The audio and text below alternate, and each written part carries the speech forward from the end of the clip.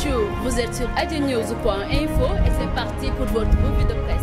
Le Témoin quotidien relève que Dakar sera bientôt un hub financier avec 5 nouvelles banques qui sont attendues dans la capitale sénégalaise. Le paysage bancaire sénégalais va s'élargir avec l'arrivée de 5 nouvelles banques. Il s'agit de la Banque pour le commerce et l'industrie de la Mauritanie, Banco Standard 2 d'Espagne, Bank of Nigeria, Banque de Dakar et Banque gabonaise et française internationale, écrit le journal. Si les unes cherchent des agréments pour venir s'implanter au Sénégal, d'autres se rattachent à des filières, histoire d'ouvrir une fenêtre sur l'UEMOA, ajoute la publication. Le Soleil évoque le rapport 2014 sur les objectifs du millénaire pour le développement et titre le Sénégal parmi les 6 pays ayant réduit la pauvreté. Selon le journal, un rapport sur les OMD conjointement publié par la Commission économique pour l'Afrique, l'Union africaine, la Banque africaine de développement et le Programme des Nations unies pour le développement classe le Sénégal parmi les 6 pays africains ayant atteint la cible de réduction de la pauvreté. Toutefois, cette publication relève en même temps que l'aide publique au développement est en baisse de 5%. De nombreux journaux reviennent également sur le cas de Bachir Diawara, un proche de l'ancien ministre d'État Karim Wade, poursuivi pour trouble à l'audience devant la Cour de répression de l'enrichissement illicite. Ainsi, Bachir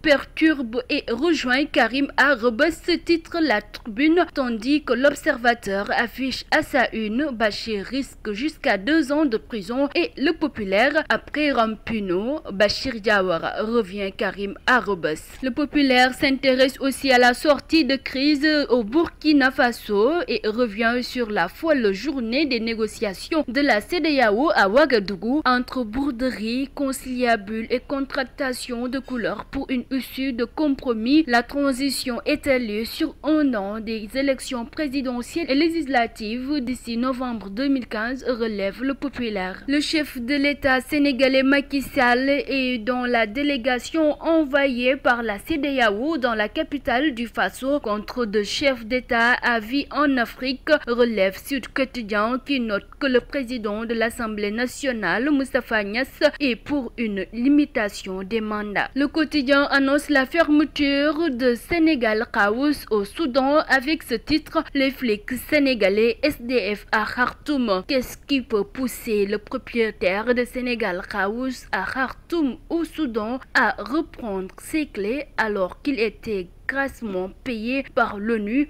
Ces mystères et le boulot de gomme, relève le journal. La publication dit avoir appris le CNFPU en mission au Soudan dans le cadre de la mission hybride des Nations Unies et de l'Union africaine pour le Darfour, a rejoint l'autre maison Sénégal House réservée aux militaires sénégalais basés dans la ville d'El Fasher. Dans le journal, un officier déclare que cette décision fait suite à la suspension de mouvements d'avions vers Khartoum. Loin de cette actualité, enquête signale que l'université Cheikh Anta Diop de Dakar est sans salaire en octobre. Selon le journal, les enseignants, le personnel administratif, technique et de service sont dans la dèche, alors que le syndicat autonome de l'enseignement supérieur dénonce une asphyxie au profit du privé. Fait divers, Tamkharit mouvementé à Tambacounda, le tailleur Momodou Diallo, âgé de 20